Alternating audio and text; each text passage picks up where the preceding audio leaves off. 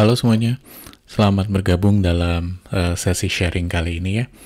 Jadi dalam kesempatan kali ini, saya akan coba bahas satu topik yang sekarang rasanya lagi jadi perhatian banyak sekali bisnis maupun praktisi digital marketing secara umum, yaitu gimana sih sebenarnya kita sebaiknya menjalankan digital marketing ketika kita lagi ketemu kondisi unik gitu seperti ini.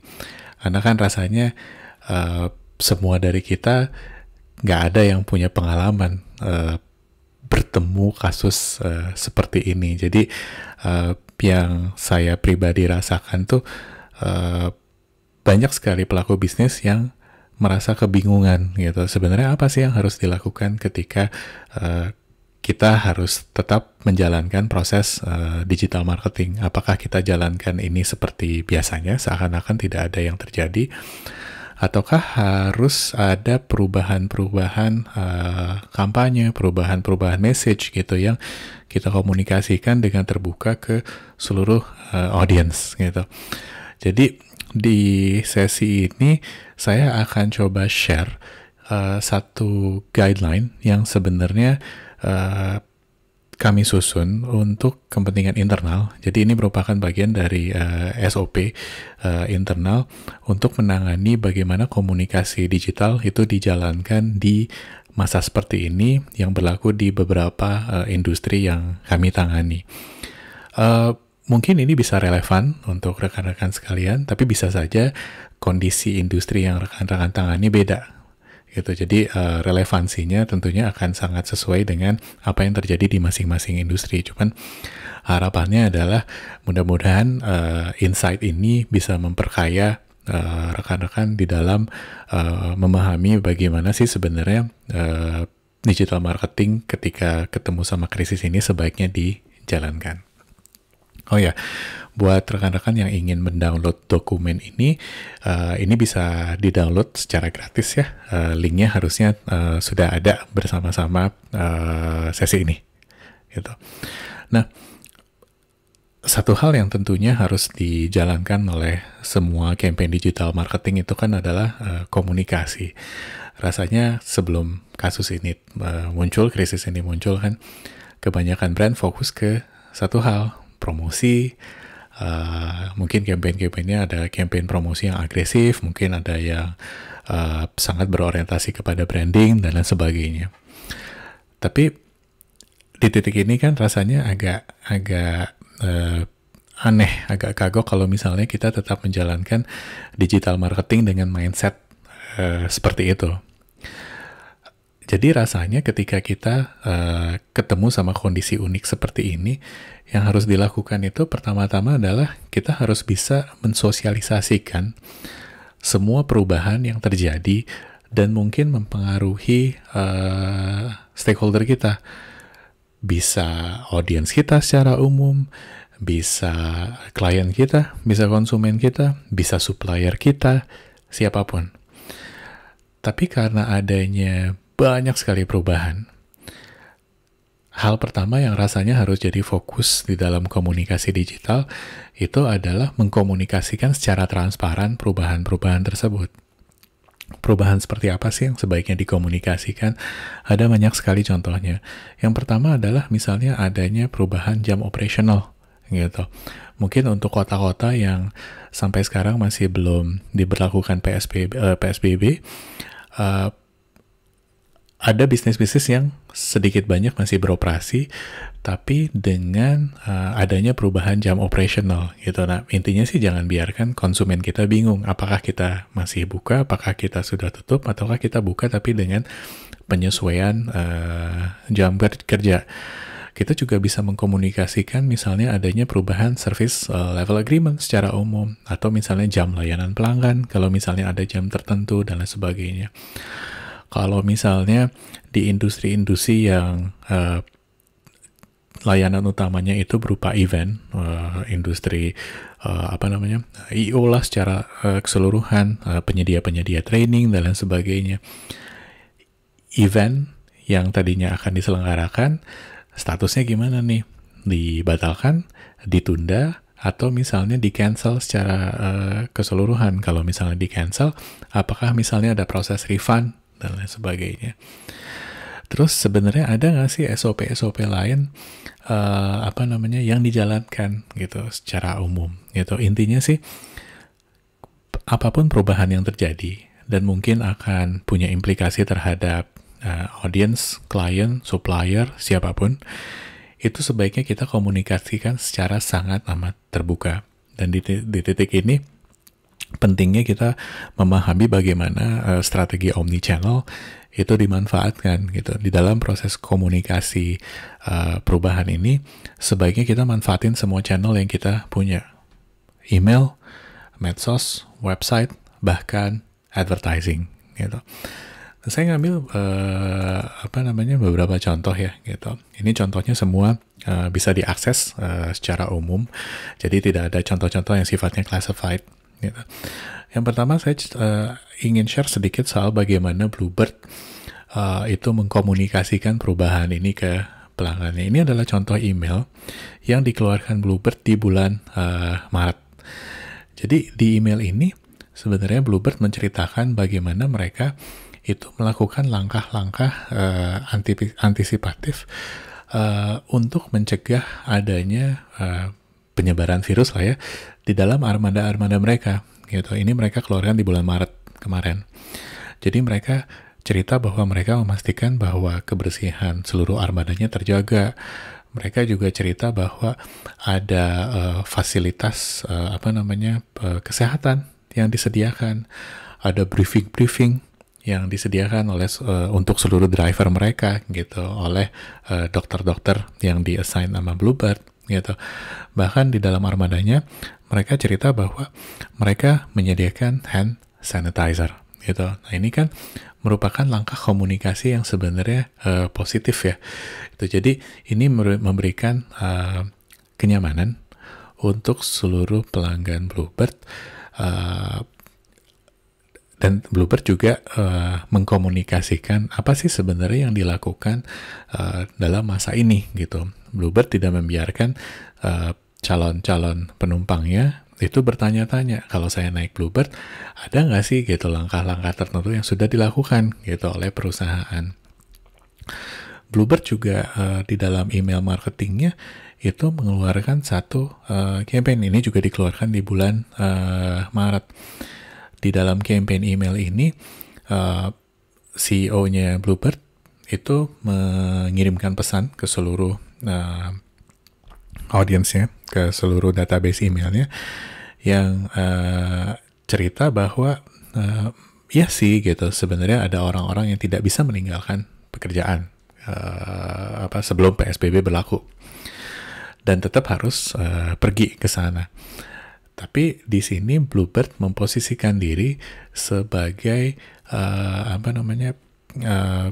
satu penyedia layanan yang bisa membantu orang-orang yang tetap butuh keluar tadi beraktivitas secara normal gitu.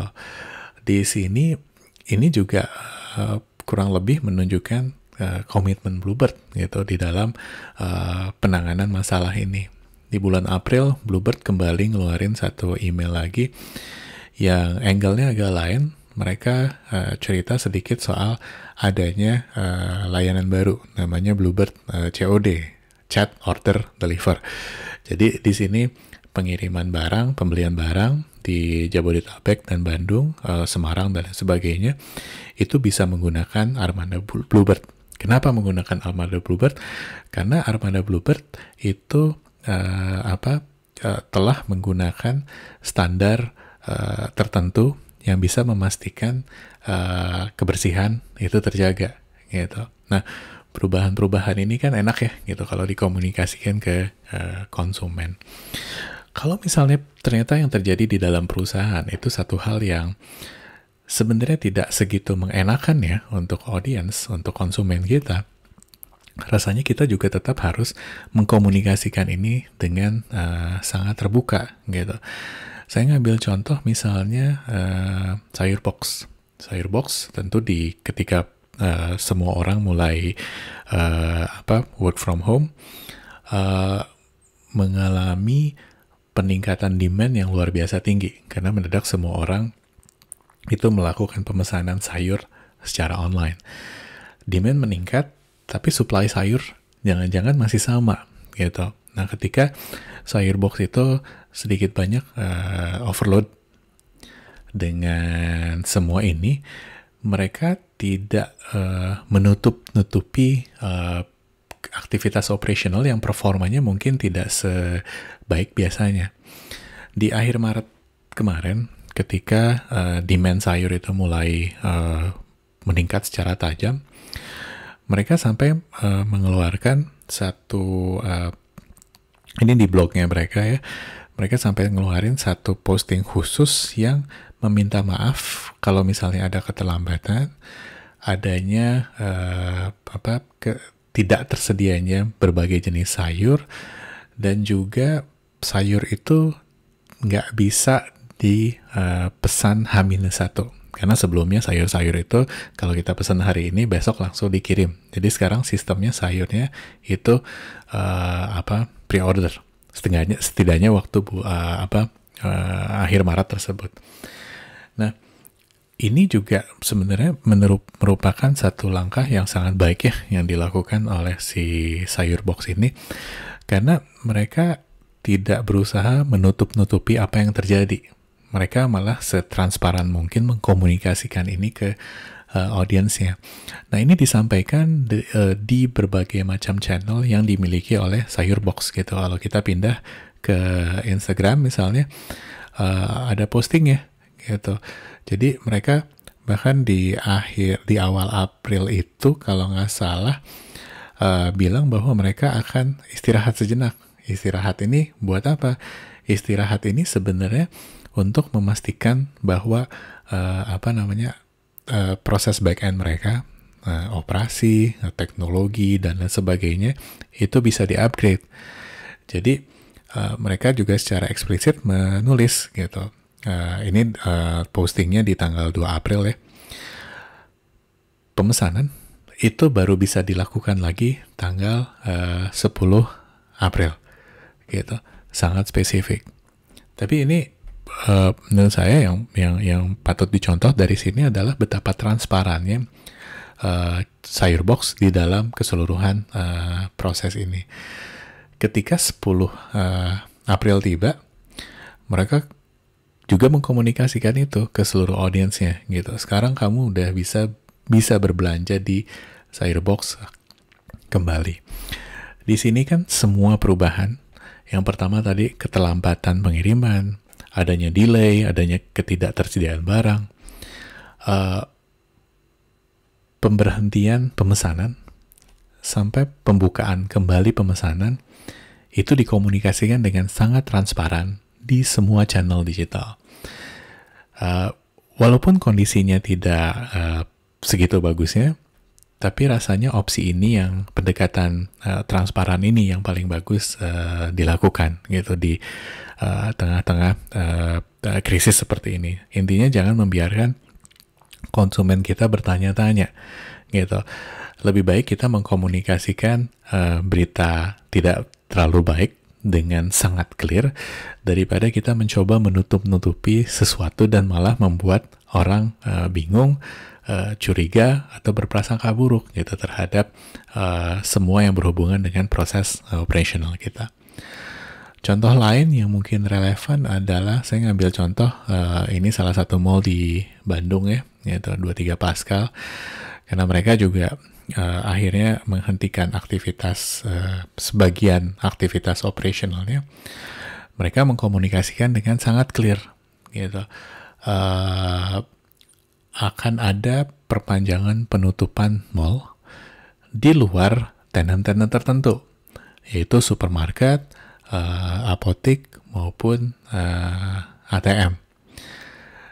Jadi di sini juga sangat clear message-nya gitu. Jadi orang-orang nggak bertanya lagi gitu sebenarnya apakah mall tersebut masih buka, tutup, atau buka tapi dengan aktivitas operasi yang terbatas gitu.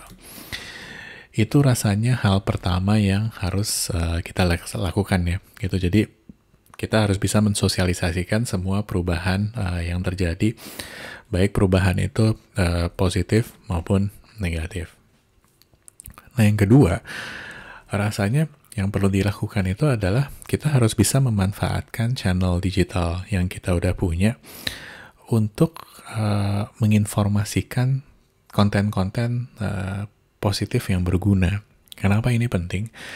Soalnya biasanya di tengah krisis kayak gini, itu berita-berita negatif, berita-berita hoax itu merajalela luar biasa gitu. Nah, karena kita sebagai praktisi digital marketing harusnya punya tanggung jawab ya gitu untuk memastikan bahwa audiens kita itu terinformasi, daripada kita cuman fokus ke campaign-campaign yang sifatnya promosi dan lain sebagainya. Kenapa enggak gitu kita mulai menjalankan campaign-campaign yang sifatnya edukatif. Kalau misalnya kita ternyata nggak siap dengan campaign-campaign yang edukatif ini, karena misalnya kita nggak terbiasa nih nyusun campaign-campaign yang goalnya mendorong masyarakat luas untuk berbuat sesuatu secara positif dan sebagainya, bisa saja kita menjadi corong informasi yang positif tersebut gitu. Kita bisa mulai dengan hal-hal sangat sederhana. Kita bisa cerita soal SOP yang dilakukan oleh misalnya pemerintah terkait dengan krisis ini. Kita bisa mensosialisasikan social distancing. Kita bisa, kalau misalnya di Instagram, kita bisa repost konten-konten edukasi, konten-konten penanganan pertama, misalnya, yang dikeluarkan oleh lembaga-lembaga yang kredibel, dari rumah sakit, dari pemerintah, dan lain sebagainya. Kita bisa sebatas hanya menyampaikan informasi tentang hotline atau nomor resmi nih, yang disediakan oleh pemerintah, baik pusat maupun daerah, gitu. Atau kita sediakan tips apapun deh, gitu, yang kira-kira berfungsi bagi audiens kita ketika lagi berhadapan gitu sama situasi kayak gini. Nah, konten-konten ini bagus untuk dikeluarkan gitu. Sesedikit atau sebanyak apapun audiens kita, rasanya kita punya tanggung jawab untuk menyampaikan informasi yang positif gitu. Tapi dalam penyebaran informasi positif ini, kita harus memastikan bahwa nggak ada message promosi nih gitu. Jadi jangan sampai message edukasi itu ditumpangi oleh message yang sifatnya promosi gitu. Dan di sini logika di belakang poin ini adalah nggak usah khawatir kalau misalnya kita ngerasa kan yang ngelakuin campaign edukasi ini udah kebanyakan gitu. Kalau buat saya pribadi sih, mendingan masyarakat itu dibanjiri oleh informasi yang sifatnya positif daripada mereka kebanjiran informasi yang sifatnya negatif gitu. Contoh sederhana adalah misalnya yang dilakukan oleh Gojek gitu. Mereka menggabungkan satu message edukasi dengan offering mereka, dengan layanan yang ditawarkan oleh Gojek, dengan mengeluarkan konten-konten yang isinya intinya mengajarkan bagaimana sih cara yang lebih aman untuk menerima barang belanjaan gitu, kiriman makanan atau apapun gitu. Misalnya yang pertama nih, minta driver taruh belanjaan di depan rumah gitu, atau ambil belanjaan kalau udah ditaruh sama driver di depan rumah gitu. Kalau barangnya udah diambil, yuk segera cuci tangan. Di sini yang menarik, mereka tulis nih, sumpah ini bukan iklan GoPay, ini cuman upaya Gojek, GoPay untuk membuat kita semua lebih aman. Apakah akan ada peningkatan sales dengan campaign ini? Enggak, karena ini goalnya campaign ini bukan promosi. Gitu. Goalnya adalah mengedukasi masyarakat secara umum. Nah, again, di sini rasanya penting sekali kita mulai berpikir dari perspektif yang lebih luas ya. Again, sebanyak apapun audiens yang kita punya, yuk kita mulai sama-sama menyebarkan berita, informasi yang sifatnya positif. Sesedikit apapun berita positif yang bisa kita keluarkan, rasanya akan lebih bagus daripada kita diam aja gitu ketika kita lagi berhadapan sama krisis ini. Yang ketiga, itu adalah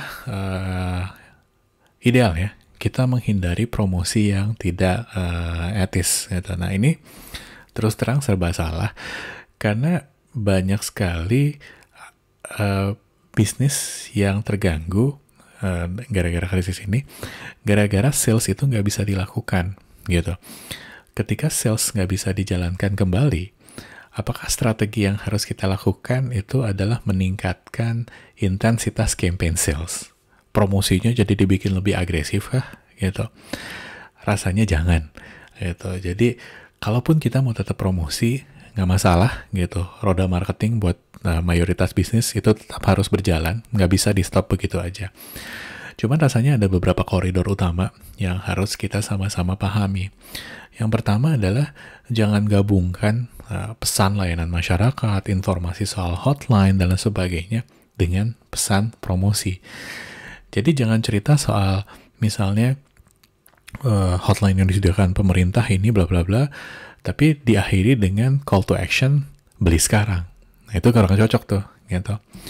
Yang kedua, kita jangan memperkeruh suasana dengan menggabungkan pesan-pesan promosi yang kita jalankan dengan istilah-istilah yang lagi jadi buzzword di masyarakat, dengan istilah-istilah yang lagi jadi yang akan menarik perhatian banyak orang. Jadi idealnya menurut kami kata-kata kayak COVID-19, coronavirus, pandemi, krisis, itu sebaiknya jangan dipakai dulu deh gitu di dalam campaign-campaign promosi kita. Jangan jadi pelaku digital marketing yang senang konten-konten yang clickbaity gitu, yang pokoknya menghalalkan semua cara untuk menghasilkan klik gitu. Rasanya kita punya tanggung jawab untuk menjalankan marketing secara keseluruhan dengan menjunjung tinggi etika gitu. Yang ketiga, kalau misalnya kita tetap memang harus menjalankan promosi, dan ini again merupakan satu hal yang sangat wajar ya gitu, roda marketing harus tetap jalan. Coba lihat bagaimana produk atau layanan yang kita tawarkan itu sebenarnya bisa membantu masyarakat gitu dalam masa seperti ini gitu. Jadi yang di-adjust rasanya bukan campaign marketing yang jadinya lebih agresif, tapi produk yang lebih sensitif gitu terhadap situasi yang sedang terjadi gitu. Ada beberapa contoh ya yang bisa kita jadikan referensi. Yang pertama misalnya apa yang dilakukan oleh Tolak Angin. Ini adalah contoh displayed ad yang dikeluarkan. Banyak sekali ya sekarang sebenarnya iklan-iklan jamu lah, iklan-iklan obat yang pendekatannya vulgar. Mereka bilang bahwa dengan mengkonsumsi produk ini, produk X misalnya, kita akan terlindung dari yang namanya COVID-19. Sebuah klaim yang luar biasa misleading. Itu banyak sekali bertebaran di mana-mana sekarang. Contoh tersebut tentu tidak bisa kita jadikan acuan yang benar. Nah, kalau misalnya menurut kita produk yang kita tawarkan itu bisa membantu membangun daya tahan tubuh secara keseluruhan, sebenarnya kita bisa pakai angle yang dijalankan oleh Tolak Angin ini. Mereka angle-nya nggak cerita soal, mereka nggak mengklaim bahwa ini akan membantu memastikan orang-orang nggak kena COVID-19. Tolak Angin itu message-nya sederhana, yuk tingkatkan daya tahan tubuh. Mereka memang menggunakan hashtag yang sekarang lagi dipakai sama banyak sekali brand, di rumah aja. Jadi campaign ini memang merupakan campaign yang dijalankan di masa krisis seperti ini. Tapi walaupun mereka bisa mengklaim banyak hal, mereka tetap memilih angle yang subtle. Contoh lainnya misalnya adalah yang dilakukan oleh Wuling, gitu, buat pemilik mobil Wuling. Mereka ngeluarin satu aplikasi yang namanya My Wuling Plus, di mana buat orang-orang yang memiliki kendaraan jenis Wuling yang karena mungkin PSBB lah itu tidak bisa keluar, ya udah tinggal pakai aplikasi tersebut, download Booking dan lain sebagainya, terus si teknisinya yang akan datang ke rumah gitu. Contoh lainnya misalnya satu campaign yang dijalankan oleh Zenius, satu lembaga, satu platform yang menyediakan pembelajaran secara online gitu. Kalau sebelumnya campaign mereka itu cerita soal Indonesia belajar, sekarang angle-nya ditweak dikit, Indonesia tetap belajar gitu. Di sini kalau kita lihat ini merupakan pesan promosi, karena tentunya yang diharapkan dari campaign ini adalah makin lama makin banyak orang yang menggunakan Zenius gitu. Tapi angle-nya rasanya tetap relevan. Yuk tetap belajar. Mumpung sekarang semua orang lagi di rumah dan juga ini sekarang lagi ditawarkan secara gratis gitu. Kalau kita sign up di sini, kita akan bisa punya akses terhadap 80.000 lebih video-video pembelajaran. Nah, itu beberapa contoh soal bagaimana promosi-promosi yang etis itu tetap sebaiknya kita jalankan. Yang berikutnya adalah di tengah kondisi seperti ini, yang harus kita sesuaikan itu adalah kita nggak bisa punya ekspektasi yang sama dengan kondisi sebelumnya. Kita harus berpikir kembali soal apa sih sebenarnya ekspektasi kita terhadap hasil dari proses marketing secara keseluruhan, mau marketing secara offline maupun marketing digital yang kita lakukan gitu. Rasanya di sini kan semua bisnis itu kena impact-nya gitu. Ada yang salesnya langsung hilang, ada yang salesnya menurun, ada yang produktivitasnya menurun. Tapi besar atau kecil impact-nya rasanya semua bisnis kena. Nah di sini buat praktisi digital marketing, rasanya yang perlu kita sama-sama pahami adalah kita nggak bisa menjadikan peningkatan sales jangka pendek sebagai tujuan utama marketing saat ini. Kenapa? Soalnya orang lagi nggak, untuk sebagian besar produk, orang lagi nggak mikirin untuk beli. Orang lagi mikirin gimana caranya supaya keluarga saya bisa sehat, gimana caranya supaya kerjaan saya itu aman, dan lain sebagainya. Konsumsi itu pasti akan berubah. Ada produk-produk yang tingkat konsumsinya, tingkat demand-nya meningkat secara tajam. Sayur lah, grocery, sabun, dan lain sebagainya. Ada produk-produk yang mau nggak mau akan mengalami penurunan demand secara sangat signifikan. Orang mungkin akan nahan dulu beli rumah, nahan dulu beli mobil. Tentunya orang sekarang udah nggak sibuk traveling dan lain sebagainya. Nah, buat bisnis-bisnis yang kena impact-nya, rasanya kita bisa pakai kesempatan ini untuk menyusun beberapa hal. Misalnya nih ya, kalau kita lagi nggak bisa berharap ada peningkatan sales, atau bahkan kita nggak bisa berharap ada sales sama sekali, kan sebenarnya kita bisa mulai manfaatkan ini untuk kesempatan ini untuk nyusun rencana digital marketing yang jangka panjang.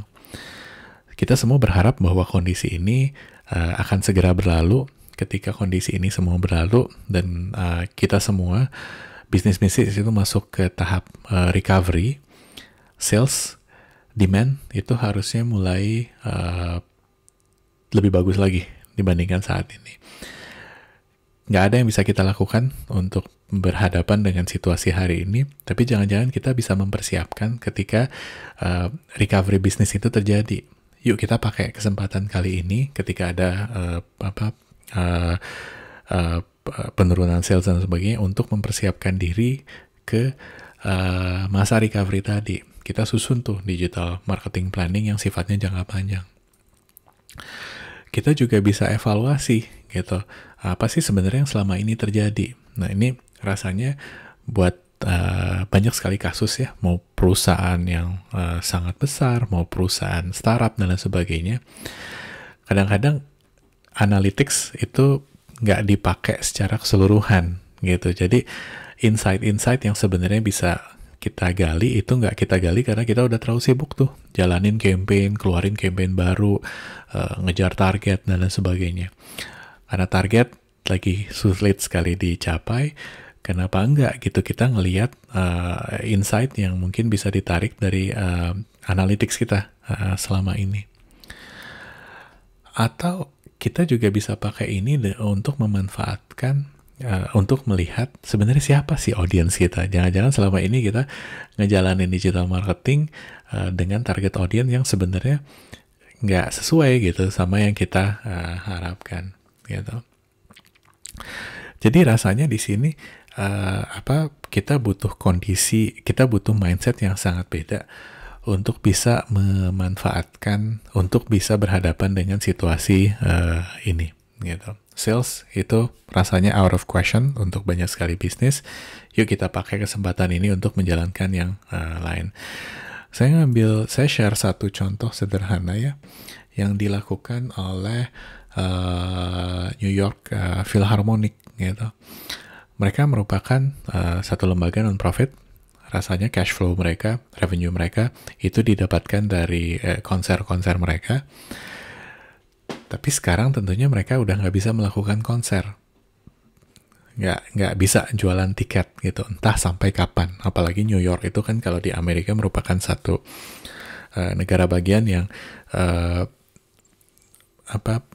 paling parah tuh penyebaran virusnya gitu. Jadi mereka tetap menjalankan digital marketing secara umum, tapi angle-nya benar-benar di switch. Mereka malah berusaha untuk mengedukasi, bukan mengedukasi sih. Jadi mereka tetap berusaha menginspirasi audiens mereka dengan musik gitu. Contoh sederhana misalnya kayak gini, mereka ngejalanin campaign di mana musisi-musisi mereka itu tetap bisa berkarya, nge-share musik sebanyak mungkin, tapi dari kejauhan, dari rumah gitu. Jadi music from a distance kayak gitu.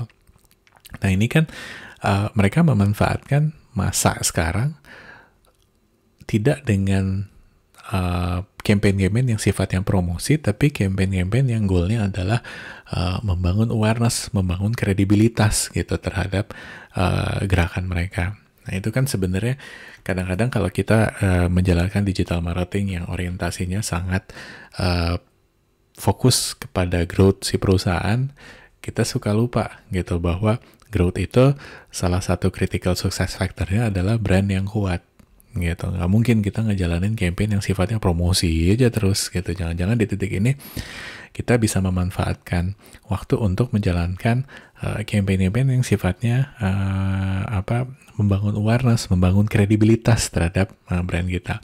Setidaknya kalaupun hasil dari campaign ini tidak bisa punya implikasi langsung terhadap sales, ketika masa recovery tadi itu udah datang, recall terhadap brand kita itu kejaga. Jadi ketika suatu hari misalnya nih di dalam kasus NY Philharmonic, mereka mengeluarkan menjual tiket konser ketika krisis ini terjadi, karena mereka tetap menjalankan upaya membangun awareness, membangun kredibilitas selama masa ini. Jangan-jangan orang tetap tertarik gitu untuk beli tiket konsernya. Nah itu 4 hal utama ya yang rasanya harus jadi fokus utama bagaimana digital marketing itu dijalankan di masa seperti ini gitu. Di luar itu sebenarnya ada beberapa tips sangat singkat ya gitu, soal gimana sih sebenarnya kita harus melakukan perubahan-perubahan di dalam operasi digital marketing gitu. Yang pertama saya share dari sisi analytics. Rasanya kita bisa dengan analytics nih ya, kita harus bisa melihat apa saja sih perubahan yang terjadi gitu. Saya ngambil contoh misalnya kalau dalam kasus-kasus yang kami tangani, untuk bisnis-bisnis yang basisnya B2C, business to consumer, yang terjadi itu adalah peningkatan traffic dari mobile itu meningkat sangat signifikan gitu, bisa naik 8 kali lipatnya. Ada peningkatan traffic dari desktop, tapi nggak segitu signifikannya gitu. Jadi entah kenapa di project-project bisnis-bisnis retail yang kami tangani dari beberapa jenis industri, patternnya itu kurang lebih sama gitu. Peningkatan traffic itu terjadi secara sangat signifikan di mobile. Tapi untuk bisnis-bisnis yang model bisnisnya B2B ya, business to business,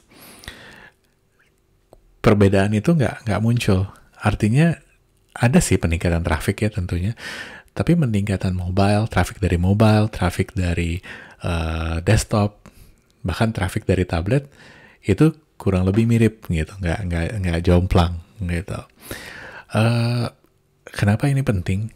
Kalau misalnya nih, katakanlah website kita itu kebanyakan didatengin oleh orang yang menggunakan mobile device dan jumlahnya sangat signifikan. Jangan-jangan masuk akal kalau dalam waktu dekat kita luncurin app sesederhana apapun app tersebut gitu. Apapun insight ini kan susah kalau digeneralisir ya. Jadi rasanya rekan-rekan harus bisa melihat konteks dan industri yang dihadapi masing-masing. Tapi coba lihat perubahan-perubahan itu, dan kalau perubahan-perubahan itu penting, pertimbangkan untuk kalau perlu susun alert khusus tuh. Jadi ada notifikasi misalnya dari apapun software analytics yang kita pakai gitu. Yang kedua, penyesuaian eksekusi digital marketing di social media. Ini juga rasanya umum aja ya. Tentunya media planning itu harus di-shift gitu.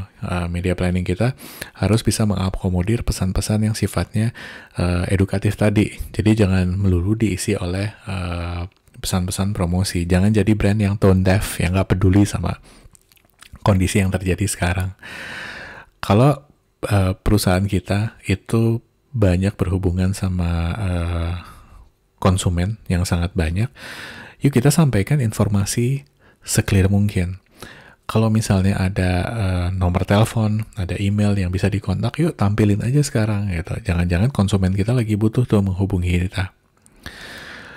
Kita juga kalau misalnya kita karena satu dan lain hal itu harus mengubah pendekatan operasional kita, misalnya ada keterlambatan, ada delay, atau ada apapun, yuk komunikasikan itu jangan sangat terbuka.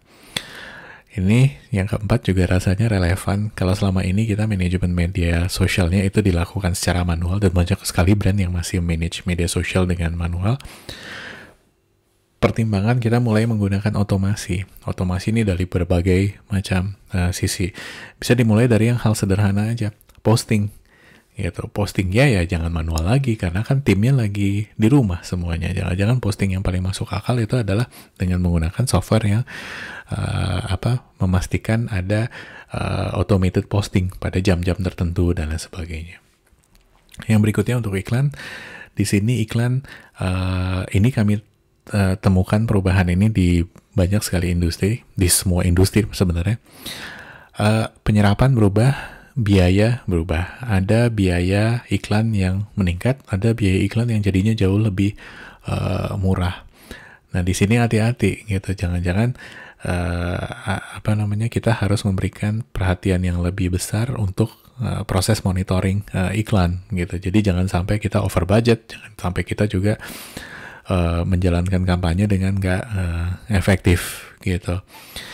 Kalau sebelumnya kampanye iklan yang kita jalankan itu menggunakan fitur penjadwalan aktif selama 2 bulan ke depan dan sebagainya, rasanya masuk akal tuh kalau sekarang kita monitor iklan dalam jangka waktu yang lebih pendek gitu. Misalnya seminggu sekali kita review, 2 minggu sekali kita review dan lain sebagainya.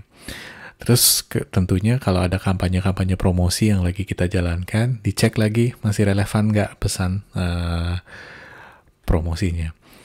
Terus yang kelima, itu masih relevan dengan apa yang terjadi di analytics. Coba lihat ada nggak perubahan audience iklan. Jangan-jangan ada satu format tertentu, misalnya kita jalanin iklan yang basisnya display, jangan-jangan mendadak yang banyak buka itu orang-orang dari mobile gitu dan lain sebagainya. Intinya sih kita bisa lebih sensitif lah ya terhadap semua yang terjadi gitu.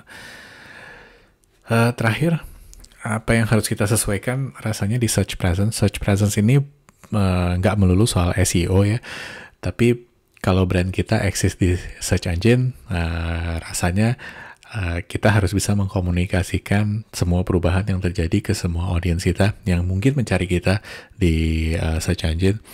Yang pertama, kalau misalnya brand kita pakai GMB, Google My Business, dan ada waktu operasional yang kita ganti, ya udah kita kita informasikan perubahan jam operasional itu gitu di GMB.